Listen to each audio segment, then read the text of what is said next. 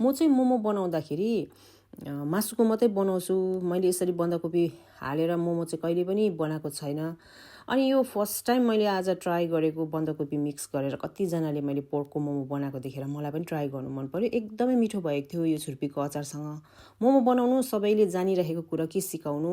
मोमोको किमामा मैले प्याज मसिनो चप गरेर राखेँ, बन्दाकोपीलाई पनि मसिनो गरेर काटेर राखिदिएँ, अदुवा राखेको छु, स्प्रिङ अनियन राखेको छु, धनियाँ राखेको छु, स्वादअनुसार नुन राखेको छु। अनि मोमो भनेपछि अजिनामोटो त राख्नै पर्यो, अजिनामोटो पनि मैले राखेको छु।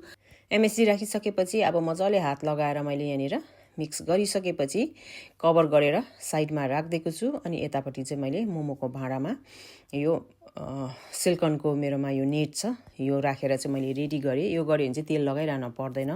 अब तपाईँहरूलाई कत्रो कत्रो मोमो बनाउनु मन परेको छ त्यही अनुसारको फिलिङ राखेर मोमो बनाएर पहिला रेडी गर्नु पर्यो। यहाँनिर मैले मजाले मोमो बनाउँदै सबै पहिला 3वटा छ मेरोमा चाहिँ स्टिमर, 3वटा पहिला मैले सबै भरिसकेँ। त्यसको बादमा चाहिँ अब यसलाई मैले स्टिम गर्न लागेको छु।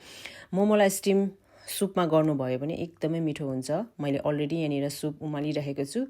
अब यसमा चाहिँ मैले यो 3वटा बनाएर रेडी गरेको स्टिमरलाई चाहिँ स्टिम गर्न राखेको छु। 15 देखि 20 मिनट हाई हिटमा गर्नुभयो भने यो पर्फेक्टली रेडी हुन्छ।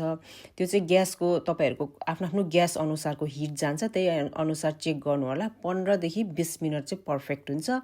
अब यहाँ बनेर रेडी पनि भएको छ, एकदमै मिठो भएको थियो। इन्जोय गर्नु होला। Thank you so much for watching.